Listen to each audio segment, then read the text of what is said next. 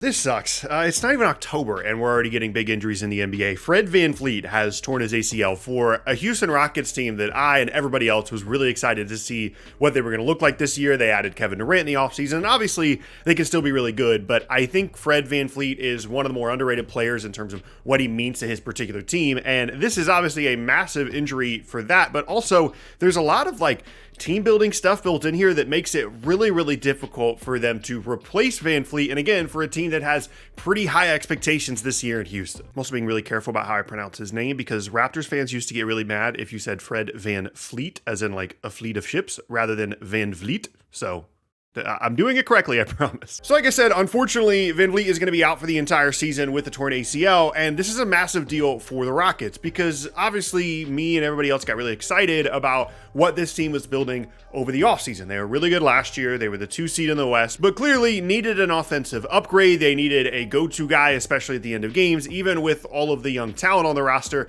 they needed to change some things up to make sure that they were better at the end of these games offensively. And so they bring in Kevin Durant. They swap out Jalen Green. They bring in a bunch of other guys as well in free agency. They bring back Steven Adams, but Dorian Finney-Smith is now on this team. Clint Capella is now on this team. There's a ton of depth, but the thing that they were missing in terms of depth was in the backcourt. They were going to be relying a bunch on VanVleet, and then also, especially now, but they already were, Sheppard, because really when you look at the entirety of the Rockets roster, there aren't a ton of reliable backcourt players. You've got a ton of size and great athletes and front court guys, which is awesome. I mean, you really think about the depth chart in Houston, they were probably going to be leaning into this idea of Şengün playing alongside another big in the front court, KD playing more at the 3 than he has really in recent years, where he's been more so at the 4. They were going to be this overwhelming team in terms of the size they were able to put on the floor with Adams and Capella and Şengün and Jabari Smith and Tari Eason and Kevin Durant and Amen Thompson,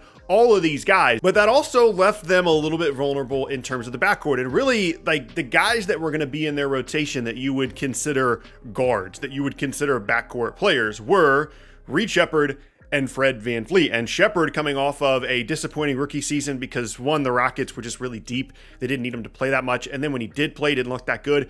Also didn't look very good in Summer League. I was there in person, didn't have, very many great performances in Summer League. Looked like he was pressing a little bit. Definitely a little bit of a concern when you see someone perform that poorly and their whole thing coming into the league was a little bit limited athletically, a little bit of a smaller guy, but he could just really shoot, can really play. When that doesn't translate in year 2, you definitely get a little bit concerned, especially now that Sheppard could be the starting point guard for a team that has their sights set on potentially winning a title this year.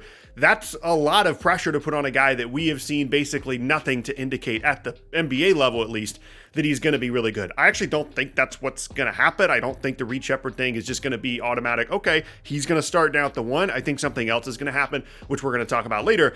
But this is obviously a massive deal for Houston because they don't have a natural person to step up into the slot. They really were relying on VanVleet and Sheppard to be their backcourt guys, and they just continue to load up on frontcourt players while also getting rid of Jalen Green, who certainly was a backcourt guy. Dillon Brooks, who I wouldn't consider a guard, is more of a wing, but he's more of a guard than some of the other guys that they have on the roster, and it just really puts them in a difficult situation roster-wise, not to mention they're in a very unique situation when it comes to roster building as well, because they can't just go out and get there's been some suggestions of Ben Simmons or Russell Westbrook or whatever other free agent, guard or point guard, whatever you're going to call Ben Simmons, to just replace VanVleet, and then Sheppard can start. You have some depth there.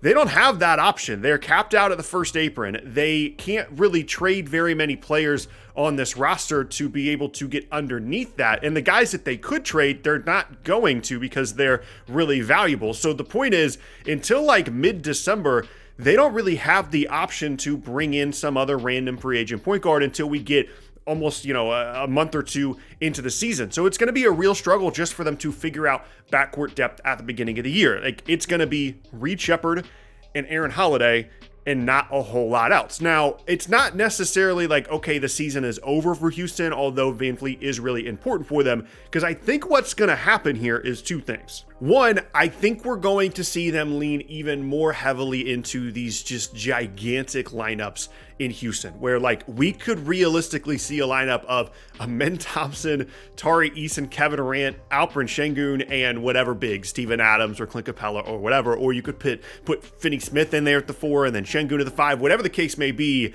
That I think is something we're going to see even more of in Houston than we were already, just because those are the guys they have to put out there on the floor. And you don't want to put Sheppard and Aaron Holiday out there, because then you're out of backcourt guys to bring off the bench. And I think for a team that already was maybe going to struggle a little bit with spacing, a little bit with offensive continuity, Ime Udoka's never necessarily acquitted himself super well as this fantastic offensive coach, and the personnel doesn't necessarily lend itself well to a really good free-flowing offensive system. So if you're not going to be one of the best offensive teams in the league and you're going to be missing your starting point guard for the entire year, just be huge. Just get every offensive rebound, get every takeaway, be awesome on defense, get out and run in transition. And if the game is close in the last 5 minutes, you don't need a point guard. You need someone to give the ball to Kevin Durant and let him figure it out towards the end of games. I think that's the number one thing we're going to see. Amen Thompson being like the de facto point guard, the guy that brings the ball up, but then just the ball is just going to move and then they're going to crash the glass, and they're just going to be this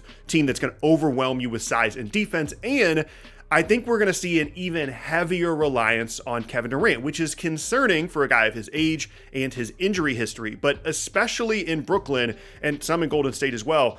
We saw a little bit more of KD on the ball, of KD creating, of ball screen stuff, and we didn't see it as much in Phoenix. It almost never happened in Phoenix because it was Devin Booker and it was Bradley Beal, and Durant famously was upset that he was just kind of stuck in the corner the entire game.